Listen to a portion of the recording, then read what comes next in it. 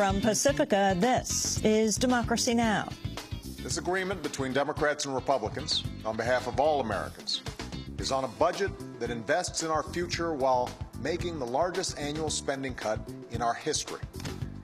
Like any worthwhile compromise, both sides had to make tough decisions and give ground on issues that were important to them. President Obama reaches a last-minute deal to avoid a government shutdown, but at what cost to the poor and middle class? We'll speak with leading economist Jeffrey Sachs. As Syria escalates government attacks on pro-democracy activists, we talk to an American recently released from Syrian detention. In Israel, a tense ceasefire emerges after 4 days of the heaviest attacks on Gaza since 2008. The ball is at the Israeli court. Our message to the occupation leaders is that calm will be met with calm. We'll talk to the Palestinian activist Omar Barghouti, just granted a visa to enter the United States after months of extended delays. And former CIA operative Luis Posada Carriles is acquitted. He's the mastermind of the 1976 bombing of a Cubana airline jet that killed 76. But the trial wasn't about that case. We'll get the latest. All that and more coming up. Welcome to Democracy Now!, democracynow.org, The War and Peace Report. I'm Amy Goodman. Japan has expanded the evacuation zone around its crippled nuclear plant because of high levels of accumulated radiation. The move was announced today, 1 month after the massive earthquake and tsunami left more than 28,000 people dead or missing and sparked the worst nuclear crisis since Chernobyl. 151,000 Japanese are still living in shelters. On Sunday, more than 10,000 people took part in anti-nuclear protests in Tokyo. We demand that the Kong government stop pumping radioactive water into the sea from the Fukushima Daiichi nuclear reactor. Stop withholding information. We are marching to prevent residents of Fukushima from further radioactive contamination. President Obama is preparing to give a major address Wednesday to outline his long-term plan for deficit reduction. He's expected to propose cuts to Medicare and Medicaid and changes to Social Security. Senior White House advisor David Plouffe appeared on Meet the Press Sunday and said Obama will also call for tax increases on the wealthy. He has said he believes taxes on the higher income, people over $250,000, should eventually go up. Can you tackle the deficit without raising taxes on even the middle class? I think the president's goal, and he's been clear about this, is to protect the middle class as we move forward here. So people like him, as he'll say, who've been very fortunate in life, have the ability to pay a little bit more. On Friday, the White House and congressional leaders reached a last-minute deal to cut $38 billion in spending for the final 6 months of this fiscal year. The deal, which still needs to be voted on by Congress, prevented a government shutdown, but larger budget battles are on the horizon. We'll have more after headlines.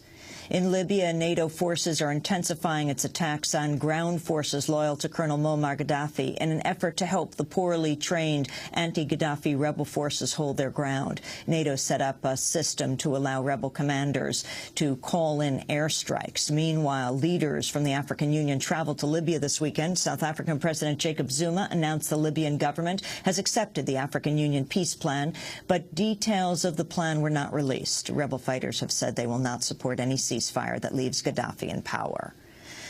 It has been a deadly weekend across the Middle East as authorities continue to use violence to crush the popular uprisings. In Syria, human rights groups are reporting at least 37 demonstrators died Friday in clashes with security forces. More than 20,000 marched in the Syrian city of Daraa Friday. Unconfirmed reports indicate one Syrian security official and 4 civilians were killed in clashes in the city of Barias on Sunday.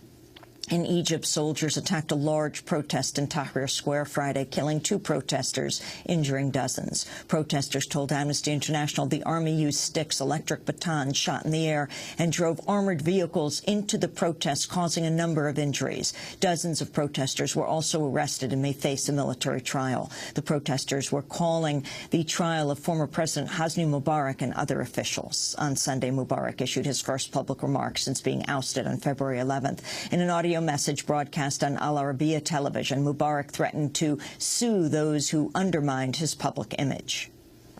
I have been and still am pained by what I and my family are facing. وادعاءات باطلة.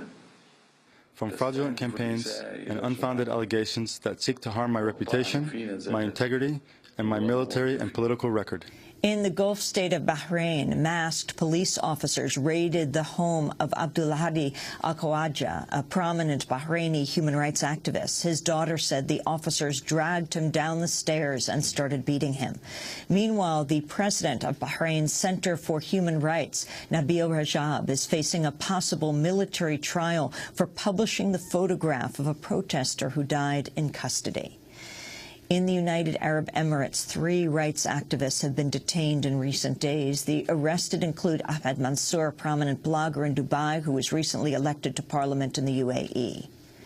In news from Africa, UN and French helicopters have opened fire on the residence of incumbent Ivory Coast President Laurent Gbagbo. UN Secretary-General Ban Ki-moon said the ordered forces to use all means necessary to neutralize Gbagbo's heavy weapons. Sunday strikes came after Gbagbo's forces fired on the hotel headquarters of President-elect Alassane Ouattara. Meanwhile, forces loyal to Ouattara are coming under criticism for atrocities allegedly committed during their advance on the city of Abidjan. According to Human Rights Watch, the pro-Ouattara forces killed hundreds of civilians, raped more than 20 supporters of Gbagbo, and burned at least 10 villages. The allegations add to a growing humanitarian crisis in the region. Philippe Trauzy is a spokesperson for the International Organization for Migration. The humanitarian challenges remain enormous. Access to drinkable water remains the major challenge. Many of the wells actually polluted. Water is unsafe for drinking.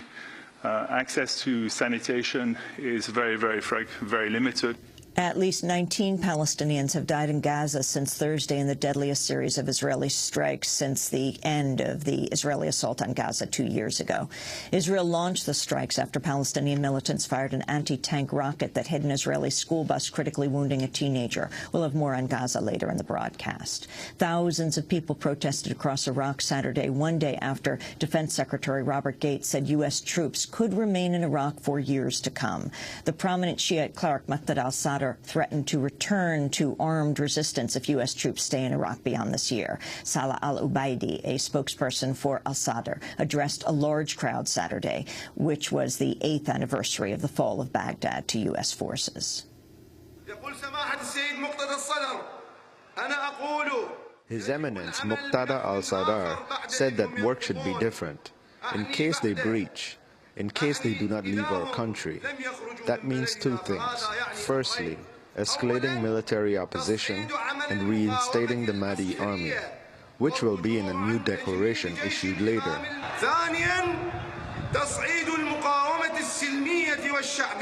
Secondly, escalating peaceful and popular opposition through sit-ins, confirming that the people called for the occupiers to leave. In news from Afghanistan, the U.S. military has admitted the Joint Special Operations Commander, JSOC, is running 20 secret jails across Afghanistan where prisoners can be interrogated for weeks without charge. The existence of the secret prisons was confirmed by U.S. military officials during interviews with the Associated Press. The Pentagon's previously denied operating secret jails in Afghanistan, although human rights groups and former detainees have described the facilities. Despite the global economic downturn, worldwide military spending reached a new record of $1.6 trillion in 2010. This according to the Stockholm International Peace Research Institute. The United States increased spending by 2.8% to nearly $700 billion, about 6 times as much as China, the second biggest spender. Voters in Peru went to the polls Sunday to pick a successor to President Alan Garcia. Leftist Ollanta Humala won the first round of the election. Exit polls show lawmaker Keiko Fujimori placed second. She's the daughter of the former right-wing Peruvian President Alberto Fujimori, who's now in prison for human rights abuses. The two will face each other in a runoff on June 5th. In India, the social activist Anna Hazare has ended a hunger fast after the Indian government said it would move towards enacting a strong anti-corruption bill. Hazare called for an independent ombudsman with police-like powers to prosecute ministers, bureaucrats and judges. Hazare's campaign has drawn comparisons to Mahatma Gandhi's protests and hunger strikes that helped end British colonial rule. The 70-year-old activist spoke Saturday after declaring victory.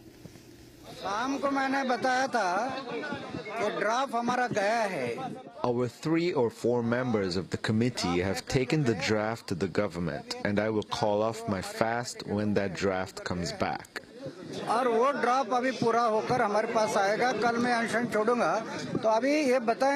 Arvind Kejriwal will let you know what was discussed there. Because the government has accepted our demands, I believe that this is a victory for Indian democracy. The closely watched Wisconsin Supreme Court race appears headed for a recount as more votes have been found for conservative Supreme Court Justice David Prosser, giving him a growing lead over progressive challenger Joanne Kloppenburg. Democratic Congresswoman Tammy Baldwin has requested Attorney General Eric Holder investigate the surprise discovery of 14,000 votes for Prosser. Home care workers, immigrants, and union members were among the thousands of demonstrators who gathered in Olympia, Washington Friday to protest a new state budget plan and corporate tax breaks.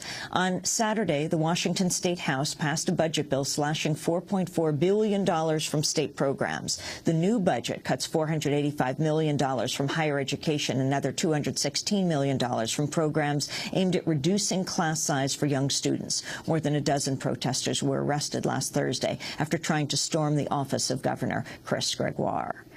And 27 human rights activists were arrested in front of the White House Sunday when they staged a die-in calling for the closing of the U.S. Army School of the Americas. And those are some of the headlines. This is Democracy Now!, democracynow.org, The War and Peace Report. I'm Amy